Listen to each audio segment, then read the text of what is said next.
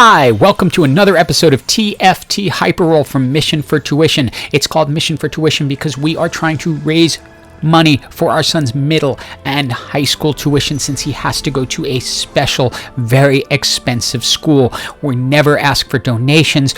All we ask you to do is help out the YouTube algorithm, subscribe, like, comment, do all that good stuff. And with that said, let's get started. Now, before this build ultimately reveals itself, which is going to be pretty obvious, I wanted to ask a quick question. Would anyone be interested in seeing some Hyper Roll live streams? I'm really busy as I work basically 3 jobs if you include making these videos, but I'm considering trying to add a couple of live streams a week into it, and that would be based on your response if that's something you're interested in doing. And now you can see what this build is going to be based around, that little guy at the bottom that just appeared out of a champion orb, and that is Nocturne, and this will be an assassin build but with a different twist than one we've done before. Now, Assassin is really strong right now, so if you get a Nocturne, I say go for it. You pick up the recursive bow when you get it, and especially since I already have a sparring glove, I'm going to want to put the last Whisperer on Nocturne because that's going to be important. At the same time, I'm also searching for what I can pair with it. Usually I do Knights or Brawlers, or obviously I want to get a Kha'Zix so that I can pair up and start with at least 2 Assassins, so I'm getting the buff. Having that Nico's help is going to help down the line, but not necessarily early on, because it doesn't allow me to create that second item. I end up putting out Gragas because it will trigger the Dawnbringer buff for Kha'Zix and make it just a little bit better for him, and then probably head a little bit more into Brawlers, or again, I could swing back over into Knights if that's what I start seeing a lot of. And while Nocturne is very strong, early he's not invincible, especially since I have a full team of only 1-star characters, and they have a very good combination with an early Renewer buff, which enables this Vlad to put me down. A little between round rolling found me the silver Kha'Zix I needed to be able to go on, and a couple of pikes that I have waiting on the bench to go in a little bit later. I'm still going to ultimately be relying on Nocturne to carry this, but for the early game you definitely want Kha'Zix doing a lot of damage. So my friend at Riot gives me a really tough choice.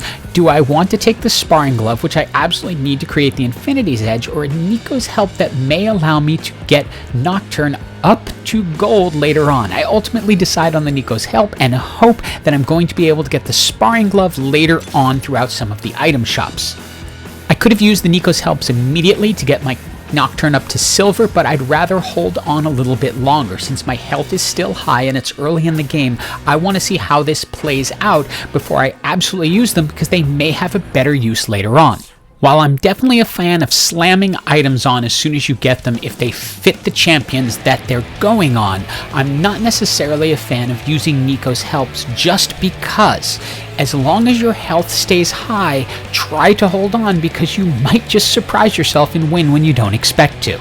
Radiant items were not exactly what I was hoping for, but they'll do. I was hoping for a Ginsu's Reckoning or a Zenith Edge, but the Runin's Tempest will do well because it does increase attack speed and it allows him to hit an additional target. And I'm sorry for showing this twice, but I found it endlessly entertaining that the little dot decided to separate from the Runin's Tempest as I caught it in midair.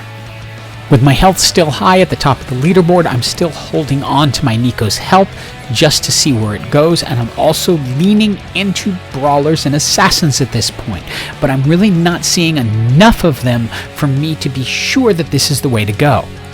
As I get to the next NPC round, my patience is paid off, and I have a Nocturne waiting in the wings, but I also get a Spatula, along with a couple of Sparring Gloves and the chance to pick up a BF Sword. So all of my patience now has paid off. I will have my silver Nocturne, I'll be able to put the Infinity Edge on him, and even be able to turn another champion into an Assassin so that I can get the 4 Assassin buff. And while I'm getting some Brawlers, I'm not getting enough to really justify it. I decide to use Gragas to hold the Assassin's emblem for now, but I'm really thinking in my head I'm going to be going a different direction with it.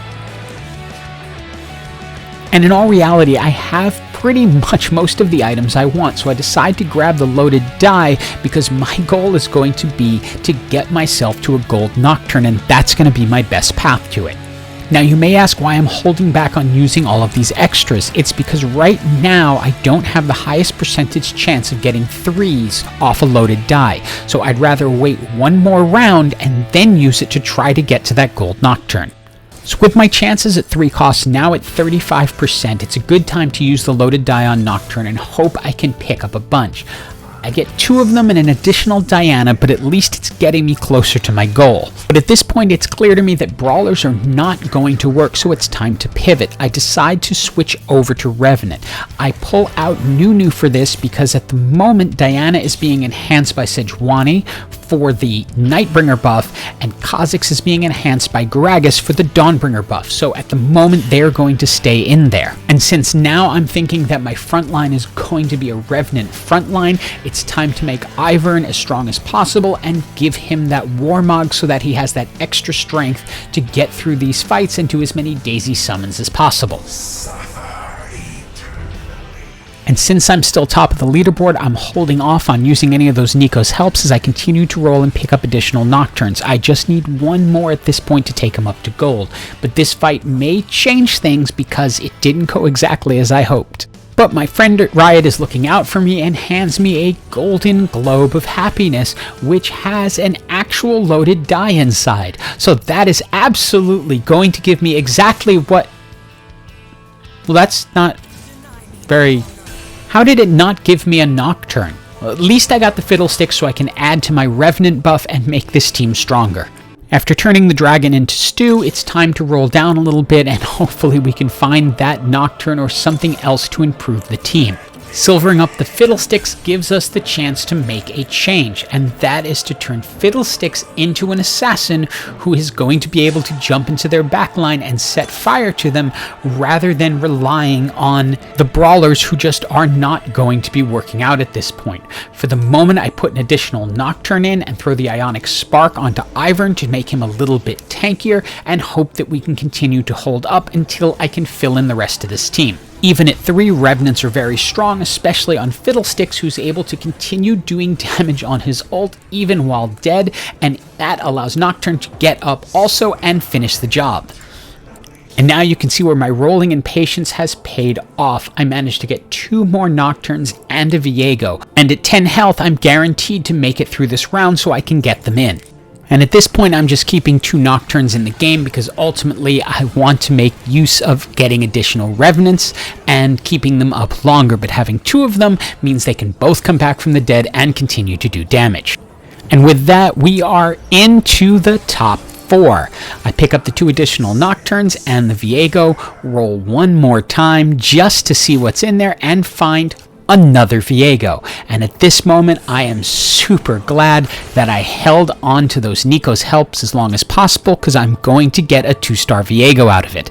After dispatching the Rift Herald, I get something I did not expect, an item shop with some traits in it, including the Revenant emblem, which is going to change everything really radically because I'm able to 2-star my Viego and turn Viego into a Revenant.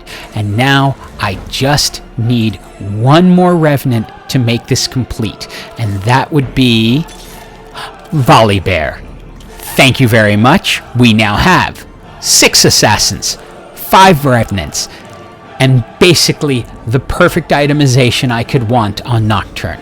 Assassin Revenants are always a good way to go if you can get to them, but to get the 6 Assassin and 5 Revenants, the team becomes pretty much unbeatable, because even if the champions go down as Nocturne does, they come right back up with most of their health, are able to heal themselves, and boom, the game ends really quickly as I beat my person, my ghost beats the second person, and it's GG. I definitely like Assassin Revenant, but not as something to go for, more something to pivot into if Brawlers or Knights aren't working, because you can't guarantee you're going to get a Revenant trait. Anyway, hope you enjoyed the video and have an absolutely awesome day.